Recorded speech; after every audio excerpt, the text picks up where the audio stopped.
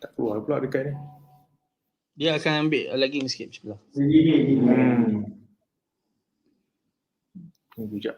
Rasanya dah live dah tu. Dah live betul. Alright, okay.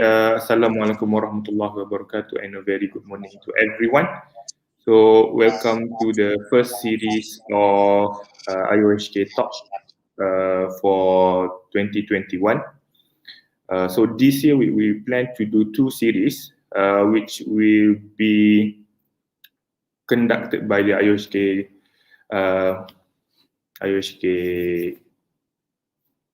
unit, and the speaker will be Dr. Muhammad Yusof, which is a lecturer from the assistant prof, Dr. Muhammad Yusof bin Muhammad, which is a lecturer from the Kuliah of Electrical Science.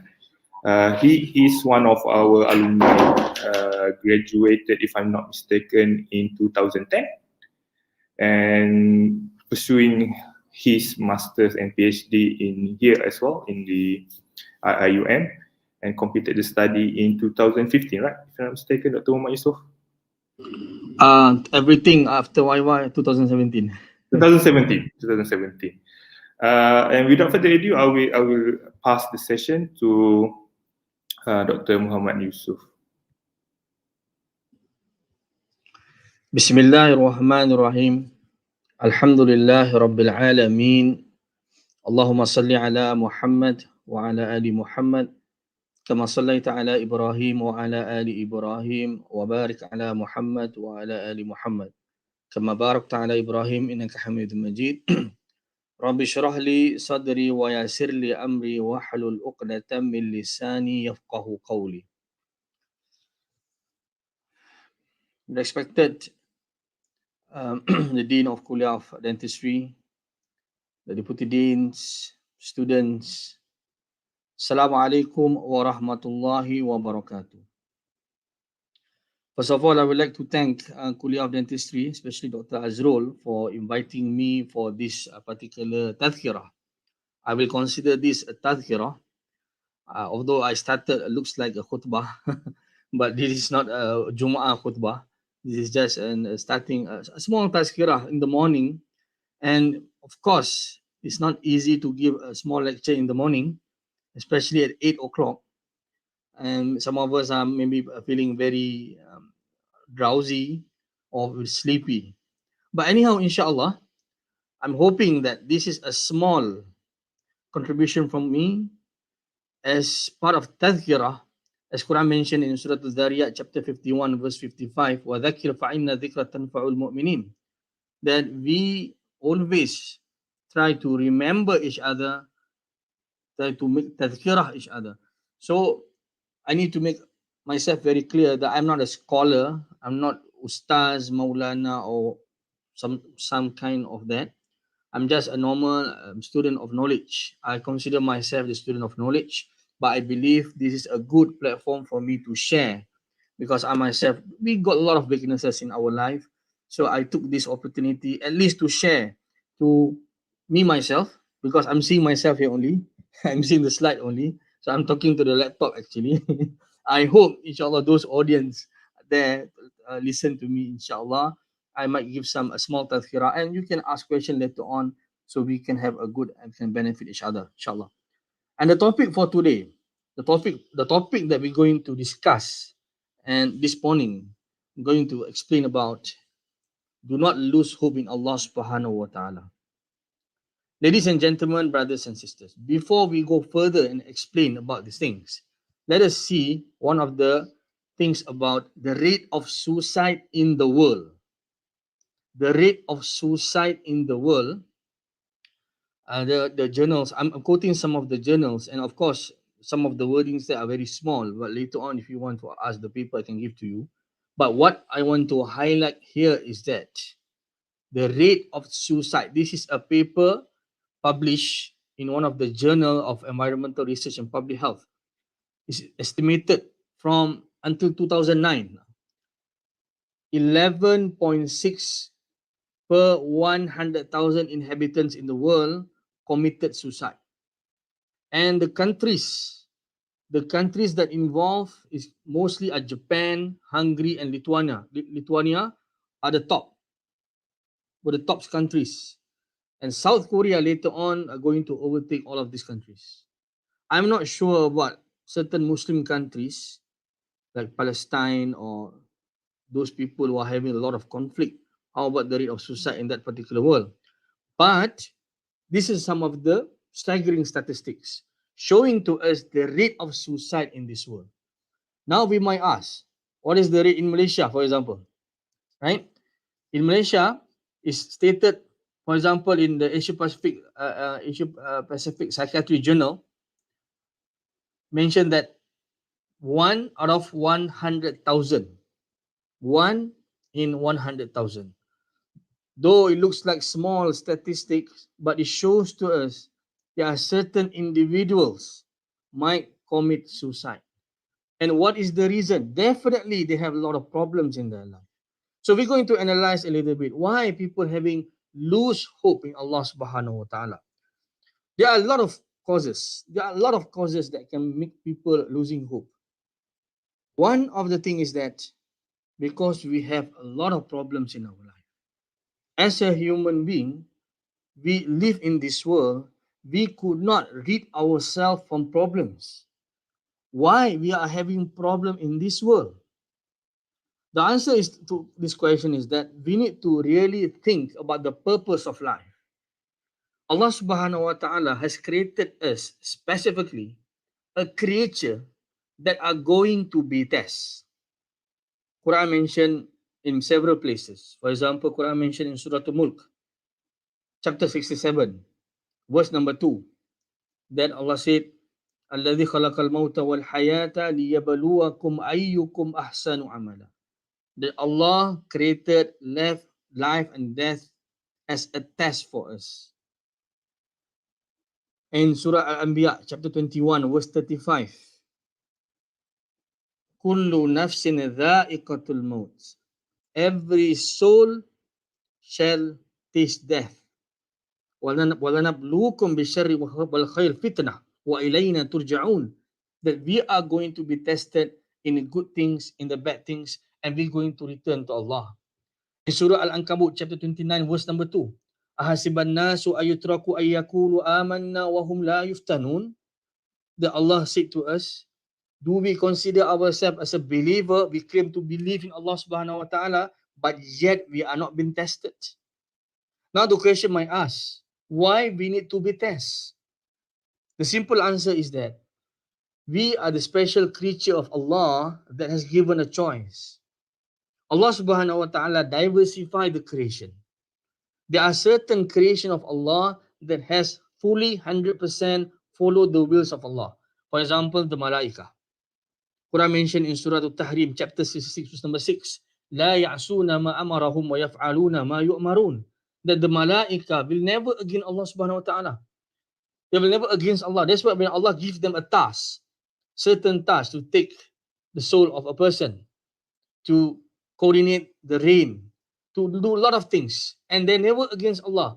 They not like us when we are being given a task by our department or by our lecturers or what. Sometimes we might neglect to do it, right? We have the choice to reject it. But for the malaika, they're given task. For example, at certain time, you need to take this a soul of a person. For example, at 8:30 after this lecture, right? So some of us might be taken the soul. La yastakhirun wa la yastaqdimun. You will never late in 1 second. They will never become early in 1 second, except with the will of Allah. They will follow Allah 100%. So this is a one type of creature. Another creature of Allah knows Allah subhanahu wa ta'ala, but yet against Allah purposely, knowingly, which is the Iblis, because of arrogance. And there are other creation of Allah like us that Allah give us the choice. Quran said in Surah Al-Kahfi, chapter 18, verse 29, فَمَنْ شَاءَ فَلْيُؤْمِنْ وَمَنْ شَاءَ فَلْيَكْفُرْ. That we are given a choice. If we follow Allah subhanahu wa ta'ala, we will succeed. If we against Allah, we'll put in the hellfire. So we are given a choice. So in order for us to have a choice, we must have a test. For example, those who are students are taking exams in the questions of MCQ, right? Multiple choice questions. So you have an option there, and it's only, for example, let's say you put single choice answer, right? Not true, false, single choice. You're going to have one correct answer, three or four incorrect answers. You cannot blame the examiner. You cannot blame the invigilator of making that kind of questions. It's up to them. Your responsibility, your duty to come to the exam, to answer and go back. Similarly, we couldn't ask Allah Subhanahu wa Taala why you create a test. It's not our our what you call that responsibility to ask. Our job is to answer the questions, to fulfill the purpose of life, and then we just die, and we're going to be resurrected again. That is our purpose.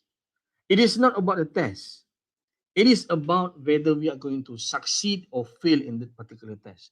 So when we understand the correct worldview, that why we are having this particular test, why we are having this choice, surely we should understand in this life we can never get rid of problems and issues. Because there's going to be another world. Going to be in another world, permanent world, that we do not have any problems in others. There's no guilt. There's no jealousy. There's no hatred. There's no big mouth. There's not a lot of, you know what we call it? All of the bad characteristics are not going to be there. You are going to live in a life that full of pleasures, full of sakina.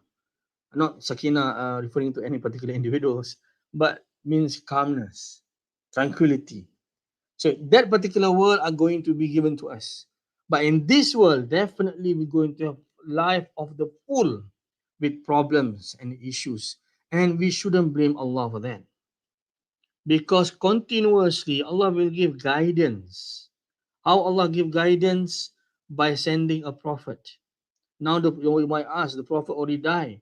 Yes, but the sunnah is there. The Quran is there. The Quran is the miracle of the miracle. When we have the Quran, we can examine the Quran. We can read the Quran as if we are talking to God or God talks to us. And we can guide and dig of all of the knowledge coming from the Quran. So that can become the solution to the mankind, solution to the problems that we are having. Now, when we are talking about problems, we should ask ourselves, who are the person who have been tested a lot? Now, these particular questions were asked by the companions of the Prophet. They came to the Prophet and they asked, who are actually been tested the highest? And what's the answer by the Prophet? They asked the Prophet, Ayyun nasi ashaddul bala? Who have been tested a lot? And the Prophet said, Al-Anbiya, summa al-amsal fal-amsal. And it's mentioned in the hadith, that particular test that being given to a particular person depending on the capability of that person. If the person has a good iman, if the person has a wonderful, strong iman, then the test become higher. If a person is have a very thin iman, and the tests are given accordingly, until that person, when he walks on the surface of the earth, he is free from the sin. Sometimes we always ask Allah, why Allah give us so much tests? We are losing a lot of people in our life. We are having a lot of issues and problems.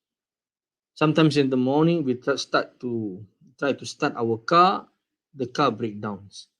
We never know that if we start and going to other places, accidents might happen at that time. We never know about it. What we can do is that always have a good perception that whatever happens at that time is the best thing Allah gives to us. Although it looks bad, we acknowledge it is bad, but at the same time we have a good perception. I'm going to mention about this later on, but just let us know that in this world, the most tested person is the Prophet. And we couldn't object this particular thing. And some might ask, what kind of tests that the Prophet occur? See, Allah subhanahu wa ta'ala make Prophet is very close to Allah. Of course, he is the Prophet Allah, Muhammad Rasulullah, Habibuhu wa Khaliluhu, the most beloved by Allah. But Allah tested him so much. He never saw his father. His mother died at a very young age. He used to live with his grandfather, and his grandfather also died. At the age of certain age, when on the same year, his beloved wife and uncle died on the same year. Imagine his uncle, Abu Talib. Those who live with him, non-Muslim, he tried to convince his own uncle to embrace Islam at the junction or the end of the life. And finally, Abu Talib did not embrace Islam. The Prophet made dua to Allah, but it was not accepted because Hidayah does not belong to the Prophet. The Prophet can become a guidance for us, but at the end of the day, Allah subhanahu wa ta'ala are giving the Hidayah. Innaka la tahdi man ahbabta walakinna Allah yahdi man yasha. That Allah subhanahu wa ta'ala said to the Prophet, you are not the one who give the guidance, the Hidayah of Islam. I'm the one who giving it. But Prophet, with all of these problems, imagine all of the person that he loves died. Many of them died. All of his daughters died before. Only Fatima. Fatima lives afterwards, 6 months after his death. All of the daughters in the first battle, the crucial battle, Battle of Badr, his Ruqayyah, the daughter, died. All of the person that he loved so much died during his lifetime. He saw it. And he'd been tested a lot during his going to die. He had a lot of sakratul maut. Allah gave him. One time one of the companions touched him. He was having a high fever. And do we see that the Prophet losing hope? Some said, no, because of the Prophet is so close to Allah. So he can always talk to Allah. Now, if the Prophet is so close to Allah, why can the Prophet tell Allah subhanahu wa ta'ala not to test him? It seems, don't quote me wrong, it seems that it's like a sign of betrayal when the Prophet is so close to Allah, but yet Allah tested him so much. Why is it so? To demonstrate to us, tests given by Allah not necessarily mean as a punishment.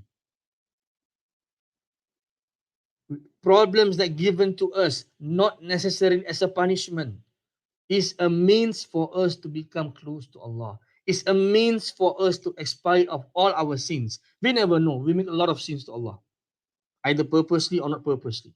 So when we are sabr of these particular problems, issues that happens to us, it expired our sins. It becomes us very close to Allah. Because when we are in problem, finally we'll turn to Allah subhanahu wa ta'ala.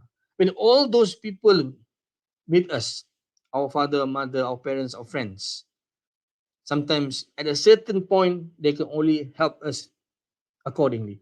After that, we will turn ourselves to Allah subhanahu wa ta'ala. He's the one who going to solve our problem. So the Prophet, subhanallah, if we go for his particular history, we're going to see he suffered a lot. That's why, just because you are having a problem in your life, we shouldn't lose hope to Allah subhanahu wa ta'ala. Another reason for that is that because of a deceptive worldview. This is some of the causes of losing hope. We boast ourselves about our technology, about a lot of things that happens in our life. We thought that we are so advanced. We are able to magnify the virus using TEM, for example, transmission electron microscopy. We can see the structure of coronavirus, but but at the same time, we are struggling to find a cure. There are a lot of debates are having for the vaccine, but it shows to us Allah does not need to send an army to kill us, that visible army. A small thing as small as coronavirus can beat us all, right? But my point here is that one of the causes of losing hope in our life is that because our mind are so occupied with this materialistic world. Of course, we live in this world, we have a purpose, we want to have a good life, we want to have a wonderful life with our families, we want to buy a good food, we want to have good partners, good wives, good wife and not good wives. So saying good wives, then going to have problem later on. Okay, I mean spouse. We want to buy certain materials or properties. That's fine. Quran said in Surah Al-Qasas, chapter number 27, verse 88 or 28, verse 77, to check back. وَلَا تَنْسَ نَصِيبَكَ مِنَ الدُّنْيَا, that we never going to leave off our particular portion in this world. We have no objection for this. We always make dua, Rabbana atina fid dunya hasana, in Al-Baqarah chapter 2 verse number 201, that we always make dua so that Allah will give us the best of this world and the next world. We have no doubt about it. But sometimes because we too focus on the material world and we get rid of this sadaqah, we don't do sadaqah, we don't do a lot of things that been asked by the religion. We always think about ourselves, our personal belongings, our personal pleasures, and when we didn't get that, it causes us to become losing hope. That is why we always need to train our heart. It's not easy. I'm not saying that we need to get rid of all of these things.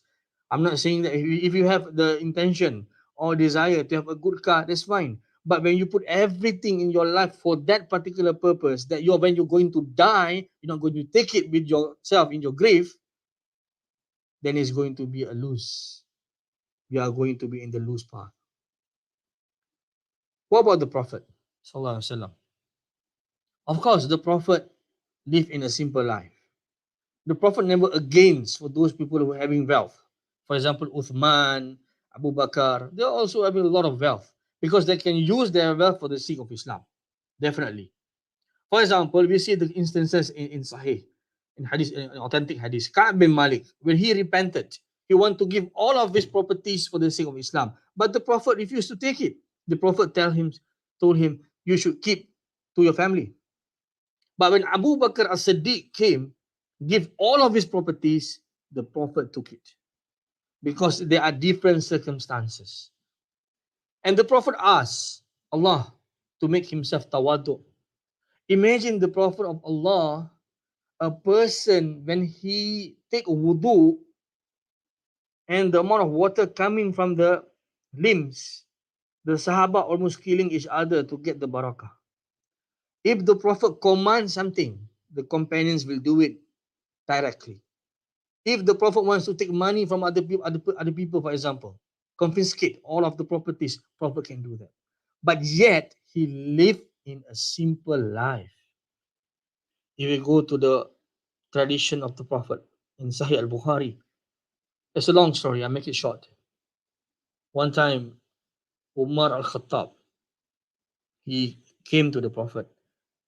There was an issue, a Prophet with his wife, that the Prophet staying alone, he got some issues with his wife. And Omar, because Omar's daughters is the Prophet's wife, Safiya, Hafsa. So when Omar came to comfort the Prophet, Omar came to the, it's a long story, I'll make it short. Omar entered to the Prophet. Omar saw the Prophet was lying down with on a mat, and this particular mat has a effect on his back. Can see the, what we call that, kesan at the back, giving some sort of effect at the back of the Prophet. And Omar cried. Omar said that. And the Prophet asked, why you cried, Omar? Omar said, if we look upon the life of the Khusraw, which is the Persian emperor, and the life of Caesar, which is the Roman emperor, they were living in a luxurious life in the palace. But now in front of me is a prophet, the Prophet of Allah, who are living on the mat, lying down on a mat. The emperor of the emperor, the king of the kings in this world. And what the Prophet said, Ya Ibn Khattab, ala tarda an takuna lana al-akhirah wa lahumud dunya? O son of Khattab, do you not please that for us in the hereafter and for them in this world? The Prophet wants to demonstrate that we can have a lot of good things in our life, but the worldview, we should always think there's going to be a permanent life, and this permanent life is eternity. It's in eternity. In this world, we are only going to live about 60, 70. Some are fortunate to live until now, 99, 96, 97, right? Or maybe more than 100 for some of us. But we are not going to live forever. So because of the deceptive worldview, the materialistic worldview that's so much ingrained in finding properties, in doing these things, it leads us to do a lot of things to others. And finally, it comes to us and makes us become losing hope when we didn't get these particular things that we want. And another things that can cause losing hope is the losing or doubt in religion. We could not, we could not reject that sometimes in this world we are going to have doubt in the religion, and doubt can come in many forms. Can come in many forms. But before I go further, it reminds before I go further and discuss about this doubt, I need to mention one particular hadith about this particular world. How the Prophet wants us to view this particular world. Regardless of all of the good things that happens in this world, living in good life, families, and etc., that's fine. But we need to know that the position of this world in the sight of Islamic worldview and this temporary world is not something that we should praise of so much. I'm giving you an example in authentic hadith. One time when the Prophet was having a journey with the Sahaba, they saw a carcass, pangkai. Okay, and this carcass actually is a 1 ear goat, 1 ear goat. And the Prophet took the ear and asked the Sahaba, do you want this to change it with a coin? And then even the Sahaba said, if it is alive, if it were alive, you're not going to buy it. Because it's only a 1 ear, no value at all. And that is the Prophet said, Fawallah, lidunya ahwanu, lidunya ahwanu ala Allah man hadha alaykum, min hadha alaykum.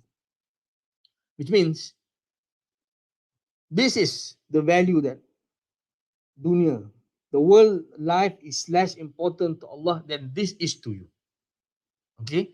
So sometimes we boast so much in this world, especially those people who are well off, a lot of properties and etc. They start making fun of other people. But in the sight of Allah, this particular world is not the world that we should praise of so much. We take our portion in this world, we do a lot of things, but when problems come, issues come, do not lose hope. So this is the correct way of understanding it. Now we go to the next part, which is doubt in religion. Especially in this particular time, when Islams are being constantly attacked in many directions, we have issues, we have a problem, not only within, not only attacked by others, because Islam is one of the fastest growing religion in the world. We are going to be attacked inside internally. Sometimes we have doubt in the religion. We are thinking about who is the true God, for example. And those people are attacking Islam. A lot of issues have been brought on the Islam. If we try to search in the internet, issues pertaining Islam are one of the most misconceived viewed by non-Muslim, for example. The issue of polygamy, issue of the woman, issue of terrorists, a lot of things has been mentioned by people. A lot of people are putting a lot of blames on Islam. They didn't see the Prophet as the role model. They just want to highlight the issues of Prophet having 10 wives, the polygamy, or all other things that mentioned to the Prophet. They did not see what the Prophet did to the civilization. They did not see a man, a particular person in the world history able to transform the whole civilization only in 23 years. Imagine, can you name a person in the history of life that able to change the whole civilization, starting when you woke up in the morning this morning until you're going to sleep again, the whole sunnah given to us, only one person that can able to change, which is the Prophet Muhammad sallallahu alaihi wasallam. We have a lot of great leaders. We have a lot of people who are giving a lot of contribution. Isaac Newton, Einstein, so many things. But are you going to, when you want to eat, do you follow the sunnah of Einstein? No. We as a Muslim, we have a lot of data, a lot of information about our Prophet. Although the Prophet died 1,400 years back, but we have a book, we have a collection describing his attributes, personality, his sunnah. We can describe the Prophet as if the Prophet in front of us. And our description are accurate because we have the chain of narrators and we have an authentic book. This is something that we need to ask ourselves. Who is the particular person? Of course, a lot of doubts are being given. Those people who are hate about Islam, definitely will find fault about Islam. We know about these things. But use our mind. Think about the particular person. In this life, we are so many people, we try to imitate. If we like movies so much, we try to imitate a person in that particular. We like football so much, we try to troll other person. Yeah, you are choosing one particular football club and you try to troll other person. And sometimes you want to buy all the shirts. You like the particular figure in particular field, you want to follow that. Although that particular person not going to intercede you in the hereafter, but ask ourselves how much we know about the Prophet, right? So because of this, because of the ignorance, because of the less knowledge in our life, and questions are being forward, we do not know how to answer it. It causes doubt in the religion. And when this doubt ingrained in our heart, and we couldn't try ourselves to answer it, it spread up, it become a disease, and finally it caused us to have, it caused us to apostate. Nauzubillah, right?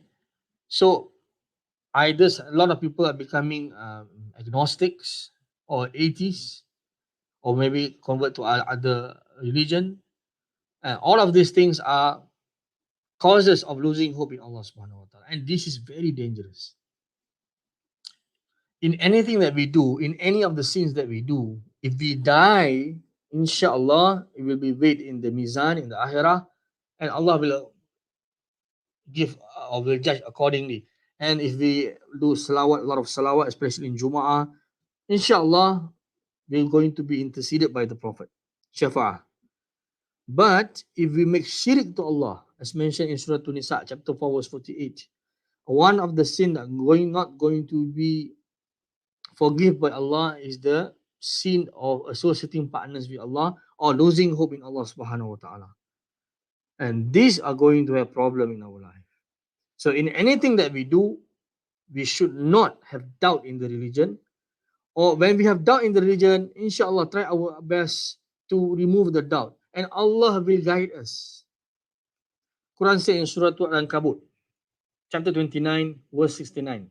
وَالَّذِينَ جَهَدُوا فِينَا لَنَهْدِيَنَّهُمْ سُبُلَنَا وَإِنَّ اللَّهَ لَمَعَ الْمُحْسِنِينَ. Those who strive in the way of Allah, surely Allah will guide them to the way. Sometimes doubt are coming not because we are finding the doubt, but a lot of people are attacking us in different ways, and we don't have any answers for that. It can create doubt in ourselves. So our purpose, of course, the Sunnah asks us to always recite ta'awudh, a'udhu billahi minash shaitanir rajim, definitely. The second thing is for us that we need to go and find answers for that. Ask those people who have the knowledge, and ask those people who are capability of answering it, not simple any person, because not many of us are learning a specific way how to respond to doubts. Definitely, we need training for this. Definitely. So this is some of the causing to lose hope. So what are the solutions to the issues? Number one, as I mentioned earlier, we need to seek knowledge in our life. Quran mentioned in Surah Al-Mujadalah, chapter 58, verse number 11. يَرْفَعِ اللَّهُ الَّذِينَ آمَنُوا مِنْكُمْ وَالَّذِينَ أُوتُوا الْعِلْمَ دَرَجَاتٍ.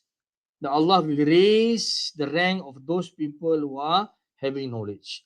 Definitely, having knowledge and seeking knowledge will make us closer to Allah. Because once we have a knowledge, once we practice the knowledge, and we have a correct worldview, inshallah, the sakinah will come to us. Now, some people might tell us that, oh, I don't have any time to find knowledge. I'm very busy, 100% busy. I agree.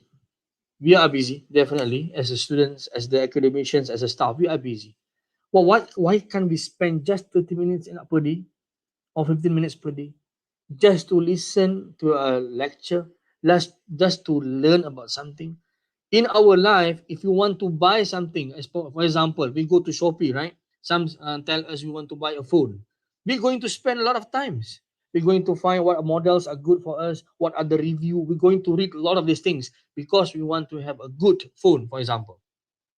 And this phone is going to be permanent, right? It's going to be with us in the grave, right? No, we're going to use it in this world. It's good, it's fine. But what about our religion? Do we ask ourselves what is the authentic source that we should learn? Who are the experts that we should seek for or ask for? What are books that we want to read? So that is the purpose of IOHK coordinator, for example. Doing a lot of talk, doing a lot of programs, at least to try to assist us to get knowledge. But of course, people have a lot of conception. They say this is online. No, we need to meet a person face to face. Correct. Of course, online learning and face to face learning are not the same.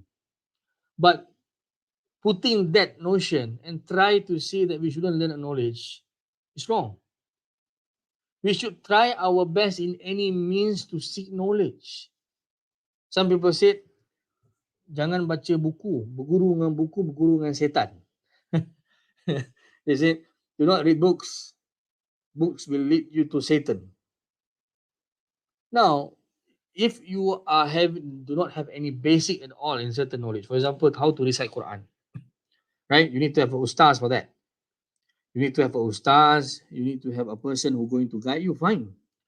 The basics, we need a person to teach us. But once we have a basic tools, then use that tools to expand more. We can read books.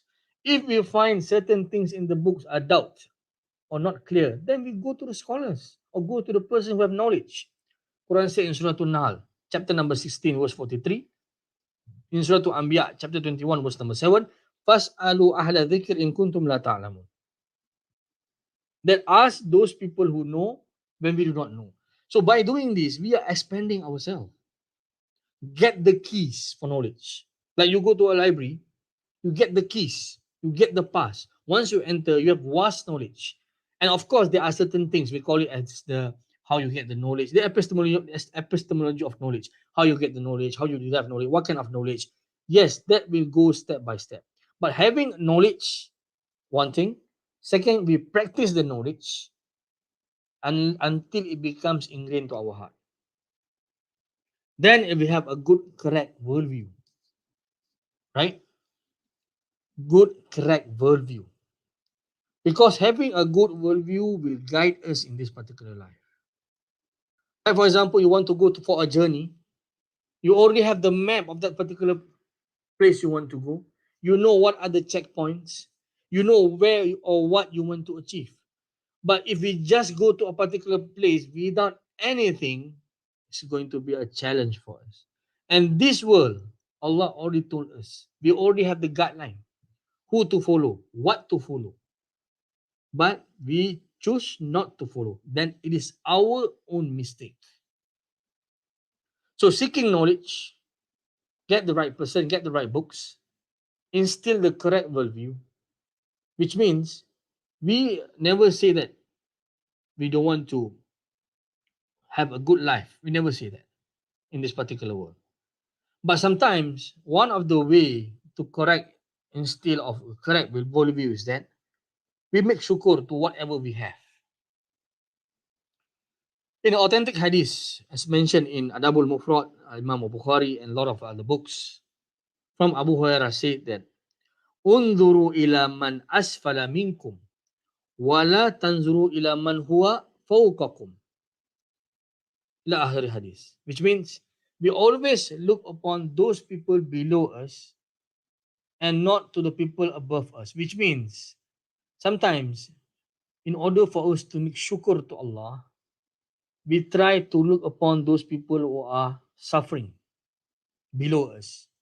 Then we're going to appreciate what we have. Of course, there are person telling me that no, to increase our performance, we need to look above. We need to have a benchmark. But we agree with this. We have no problem with this. We want to improve ourselves. We look those people up than us. But what we are telling here is that to have a shukr to Allah to whatever we have in our life. The qana'ah. Sometimes we neglect a lot of things. And when that things are being taken from us, at that time we are going to regret. For example, we have a good family, a good wife, a good husband, or good siblings. And we never take care of them, never took their rights, give their rights. And when that be taken by Allah, at that time we are regretting ourselves. We are being given a lot of good material properties in our life, good car, we never use that car for the sake of Allah, or good clothes, or so many things. But when that particular thing have been taken from us, at that time we regret. So one of the way we always have qana'ah, we're always grateful to Allah, is by looking others and take the example from them. Learn a lesson from them. That's one way. The second way is that as the mind need practice, as a body physical need to do exercise, right? Our heart also needs training. And training of the heart is not that easy. We need to read a lot of inspired stories by others. We need to read a lot of Salafus Saleh stories. There are so many things that we can learn from them. Even we can learn from the Quran, stories in the Quran. And look upon what happens to the Prophet. That's why we need to learn Sirah. If we learn the Sirah of the Prophet properly, and we learn the Quran and Hadith and the Quran and a lot of the knowledge behind it, inshallah, this will instill us the correct worldview, and we are going to have a good heart. Having a good heart is difficult. We see a lot of even ustaz having good knowledge and some sort of practice, a good practice, but having hasad in their heart. How do we know that we are having hasad? Just test ourselves. If something good happens to our friends, what do we feel? The best thing is that when good things happens to others, we feel very good about them. Although we might not knowing them well, they are not our siblings, they are not our brothers or sisters, but good things happens to others, we feel good for them. So this trains our heart. But when we see good things happens to others, and we try not to follow or we try to curse them for that, this is very going to have problem with our heart. Because there are many ways. Sometimes when we see others having a ni'mah from Allah, we hope that may Allah give to us as well. That is fine. But when we ask Allah to take away that from that person, that is going to be very strong. Definitely. Okay? We never do that. Because if we want others to happy with us, we should happy with what we given to others. That is the best way. That's why I mentioned in the hadith, Ala inna fil jasadil mudghah. Idha saluhat saluhal jasadu kulluhu. Wa idha fasadat fasada jasadu kulluhu. Ala wa hiya qalb. That Allah subhanahu wa ta'ala give us one particular flesh. If it is good, it's going to be good overall. If it is bad, it's going to influence overall. Because our mind can think whether the particular things is wrong or is good or wrong. But something we follow our heart. We follow our heart. And even in certain shubha, certain things that are not clear to our mind is khilaf. And when our heart not really like it, we have uncomfortable with it, we should leave it. We should leave it. Okay? Because our hearts are created pure, is part of the fitrah. But if this heart can become corrupted, it can become corrupted because of the external factors. And if you're not going to train it, it needs to be trained with dhikr, for example. Allah bi zikrillah tatma'innal qulub in Surah Al-Ra'd. We always make zikr to Allah subhanahu wa ta'ala. The morning zikr, the evening zikr. Purify our heart. We train our heart with the good things. We flourish it. We nourish it. Not only nourish our body with protein or with calcium, but we nourish our heart with a pure. Once we have a pure heart, inshallah, then we are going to have a lot of good worldview. We're going to benefit others. And another thing is that you always have a good perception to Allah. Of course, when a lot of problems happens to us, a lot of issues happening to us, but we should not take them as part to against Allah. We always make dua, Ya Muqallibal Qulub, Sabbit Qalbi ala Dinik. Anas bin Malik, the companions of the Prophet, they used to listen to the Prophet makes this dua. Ya Muqallibal Qulub, Sabbit Qalbi ala Dinik. And he asked, Ya Rasulullah, amanna bika, wa bima ji'ta bihi, fahal takhafu alayna? That we already have iman with Allah and Rasul, right? We already have the iman, and we believe in whatever you bring. Do you afraid that we are going to have murtad, going to change our religion? For example, and the Prophet said, yes, no, because Allah can change the heart of a person. Part of the test, Allah might change the heart of a person. That's why we see a lot of person who used to become a very good person change to become very bad. And a certain bad person can change become a good person. So we ask Allah to isbat our heart in the right way of Islam. Definitely, we as a human, we make a lot of errors. The full life of us are not really on the straight path. Sometimes we are deviated because of our own weaknesses. That is fine. That is something that known. But the thing is, we always strive for the best and go to the right place. Right? For example, we're going to go to the city. Now it's PKP, right? A lot of roadblocks. Or we need to go for certain things and it's permissible. Then a lot of roadblocks, a lot of things. We're going to find alternative ways until we're going to get to that particular place, right? We always strive to get the good place, the right path, and it's illegal path. Similarly, in religion, when we have difficulties, we're going to overcome it. We're going to strive for the best, and definitely Allah will reward us. And it's something known. We are going to strive for a particular journey that is very long. It's in eternity. If we can have all of the means to strive to get a particular thing in this world pertaining to the material world, for example, you want to buy a car, you're going to do a lot of survey, etc. Going to take a lot of your time. Those who are going buying properties, you go for the properties talk. For the hartanah, a lot of things you want to learn, you want to get the good tips, you are going to avoid any mistakes. We are going to put our investment on that. Why can't we put the investment for the purpose of religion? This is something that we always think.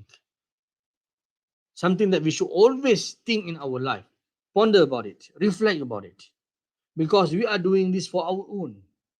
My dear colleague, students, lecturers, all of those people are between us, with us today, may not be going to be with us later on.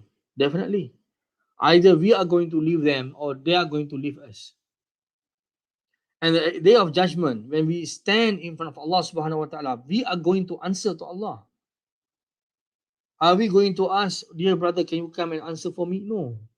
This is not something in our life today. Right? In meeting, when someone asks us, we couldn't ask. We might ask our PAs or those PAs who represent us in the meeting. But in the meeting of Allah, no one can ask that. I cannot ask my dean. I cannot ask my superior. Even I couldn't ask my family to represent me. No. Because it is between us and Allah subhanahu wa ta'ala. That is why one of the way to train our heart, to train our mind is that always have a good perception to Allah. Allah subhanahu wa ta'ala will test us good things and bad things. And when we succeeded, our sins are going to be washed away. Our status are going to be ranked higher by Allah subhanahu wa ta'ala. We are going to be beloved by the peoples of the heavens. Now, imagine, today, in our social media, we can become very famous. We give one lecture or what, or we took some of the speech that we give, we can become very famous. 1,000 people shared, right? Some people like us, some people don't like us. And after a few years done, no one going to talk about it anymore. But to Allah subhanahu wa ta'ala, if Allah loves a person, Allah will tell Jibril, love that person. And Jibril will spread the news to the peoples of heaven. Imagine you are being tweeted, your stories are being tweeted by those people in the heavens. Nowadays, we already concerned about those people tweet us on Facebook, for example. Now is the people of heaven are going to love you. How to get the love from the people of the heaven? Definitely, we're going to strive and make the best of our life, right? So when things happens to us, comes to us, bad things happens to us. First things that we acknowledge that things is bad. Definitely, we need to acknowledge this thing is bad, but the doer or the one who gives to us, Allah Subhanahu wa Taala, definitely not bad. There's hikmah behind that, right? Ana dhanna, in hadith mentioned that I am according to what my servants have a perception to me, and I am with him when he remember me. So Allah is according to what if we have perception to Allah. If Allah, we always a good perception to Allah, Allah will have good perception to us, definitely. So the thing is, we acknowledge the things happens to us is bad things, but we never blame Allah for that. We know there's a hikmah behind it. It's not the same like those people who think, no, no, this is a good thing. No, no. They try to make them positive thinking by thinking that the bad thing is good. No, we acknowledge the bad thing is bad, but the entity that gives that thing is good. So it's a two different ways of looking at it. Because I'm not agree with those people who are believing in this law of attraction or something saying that no, that thing this is we should think that bad things happens to us. We mention that is good. No, that is not good. We acknowledge it is bad. You must have a good idea of these things. We shouldn't get confused with these things. So basically, whatever we do in our life, ladies and gentlemen, remember this verse. This is a very strong verse. As for me, it impacted me so much last time. Those who can find in YouTube my convocation lecture when I talk about these things. Thing is, we in our life,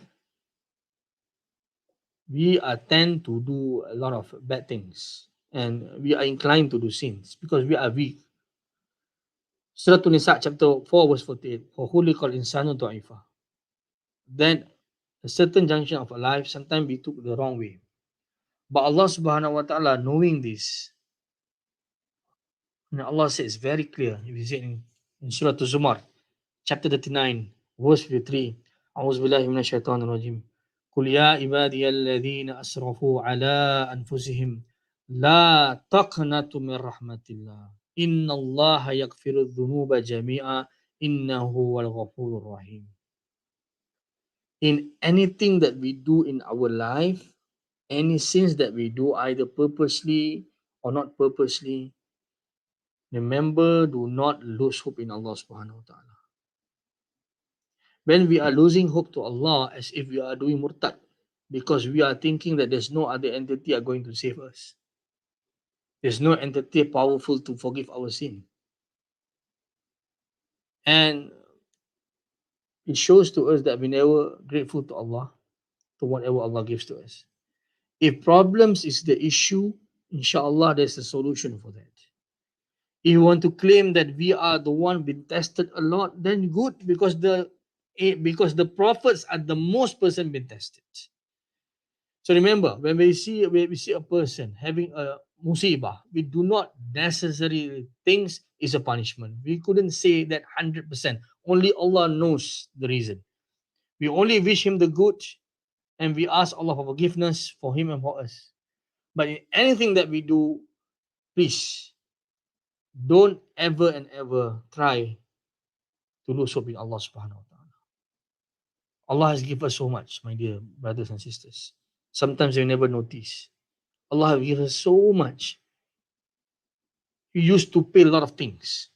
We go to the market, we need to pay for the parking. Do we need to pay about our breathing? If breathing needs to be paid, try to calculate per day how much that we need to pay for our breathing rate. If the pumping of the heart needs to be paid, imagine how many you're going to pay per day. If you are having a 60 beat per minute, up to 90 beats, if you're not fit, you might go to 100 beats per day. So imagine, not per day, 100 beats per minute. Okay, so imagine how many things that Allah have given to us. Sometimes we complain a lot of things in our life. So many things that we complain, and because of that, we are attacking Allah, insulting Allah subhanahu wa ta'ala, and we always condemn and say Allah never forgive us, Allah never fulfill our dua. How do we know that that particular dua is beneficial for us? No. A dua given by Allah may be going to be answered directly, maybe going to be delayed for some time, or maybe going to be changed in a better reward in the hereafter. So it can be so many things. Okay. So before I conclude, I'm thinking to share one video, and this video is in Malay. So I'm sorry for that. Just we watch this video and we open up any questions, inshallah, and let us watch this particular video, inshallah. I think Dr. Azrul, you need to add up this video so that we can see. Satu hari kau jalan-jalan seorang-seorang kat jalan, tengok-tengok kiri kanan, tiba-tiba kau nampak atas kepala semua orang macam ada signboard. Semua signboard tu tulis cara dia orang mati macam mana.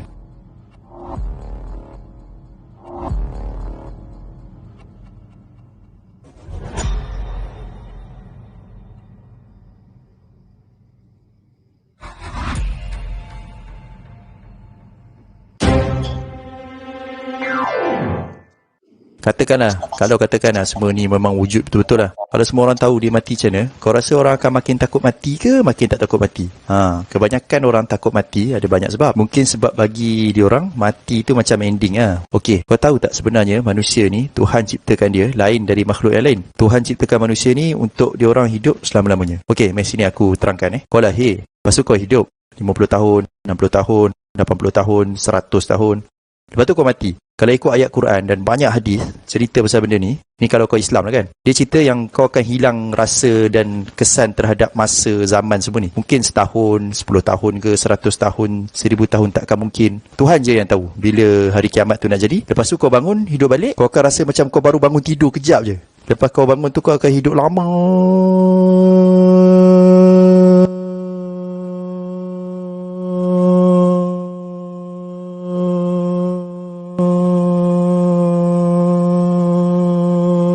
Sorry bro, aku terpaksa kat sini sebab YouTube tak bagi upload video yang tak ada ending langsung. Apa? Maksudnya mati tu dia bukan ending, dia bukan penutup. Mati tu macam bonggol atas jalan raya. Manusia ni macam baru mula nak hidup selama-lamanya. Tapi mestilah manusia ni dia takut mati ada sebab lain juga kan. Ada orang kata kalau aku mati kan, anak aku kan siapa jaga? Dia orang ni nak kerja apa? Okey, nak tahu cerita best tak? Korang akan mati, anak korang pun akan mati, anak kepada anak korang pun mati, anak kepada anak kepada. Tapi ni bukan cerita best tu. Cerita bestnya ialah korang semua akan kumpul balik lepas rehat ni semua kalau Allah izin. Lepas tu silakan nak duduk mana pun sampai bila-bila tak ada pisah dah. Ada pula orang yang cakap aku takut mati sebab aku tak ready lagi nak jumpa Tuhan, ataupun masa aku mati tu mungkin aku tengah tak prepare ke kan. Okey macam ni, kau tak ready kan, apa yang halang kau daripada kau prepare? Aku tahu hidup kau kadang kau jalan betul, kadang kau jalan salah, tapi selagi mana roh kau ada lagi dalam badan kau boleh patah balik jalan asal. Jangan jadi orang yang jual semua hidup yang kat sini semata-mata sebab nak yang sikit ni lah. Manusia ni boleh nampak yang umur dia ni kan akan habis, nafas yang dia tiup ni dah tak boleh sedut balik lah. Lepas tu dia takut mati seolah-olah macam mati tu satu ending sedih pula. Sebenarnya kalau kau faham betul-betul, kau akan tahu yang mati ni cuma satu point je, nak pindah daripada penjara dunia ni kepada hidup yang tak ada ending, yang kau boleh kumpul dengan semua saudara mara kau, tak ada dah rasa resah, gelisah, tak sedap badan, ujian hidup ibarat roda kekadang di atas. Percaya kat aku, tak ada beza pun cara kau nak pindah tu nanti daripada penjara ni kepada merdeka tu. Yang beza cuma yang lepas mati tu.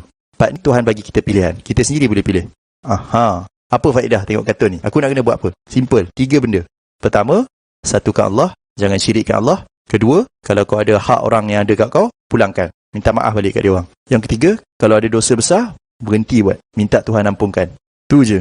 Nampak tak simple macam tu? Kalau kau buat 3 benda ni, tak ada sebab dah kau nak takut mati. Cukup kau rasa mati ni macam balik, macam baby bila nampak muka mak dia. Biar hadis ni selalu ada dalam fikiran. Siapa yang suka jumpa dengan Allah, Allah suka jumpa dengan dia. Alhamdulillah, we are done with this particular video. I hope those people can understand. For my colleague, the international colleague, I hope. So Alhamdulillah, we're done with the video.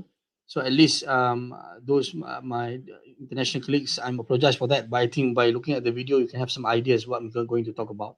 So, ladies and gentlemen, brothers and sisters, is there any questions before we conclude? Any questions, Dr. Azrul? For the time being, there's no question, but I think given the time is almost 9, and some of us has classes and everything, including the students. So I think I will collect the question and give the question later on to you. Yeah, it's okay, inshallah. Anyhow, thank you very much for all those people who listening.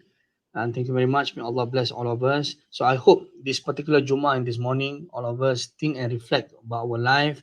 But never lose hope in Allah subhanahu wa ta'ala. Allah will guide us in everything that we do. Inshallah, we make dua, we train our heart, we're going to succeed, inshallah. Thank you very much. That's all from me. And wassalamualaikum warahmatullahi. Give back to Dr. Azrul, inshallah. Thank you very much, Dr. Yusuf, for a very informative, there's a lot of input that we can get from it. Hopefully, all of us can have the benefit from it. If possible, just take some bit, if not all, as long as you can practice it in your daily life. With that, I stop with the session with Tasbih Kafarah and Surah Al-Asr.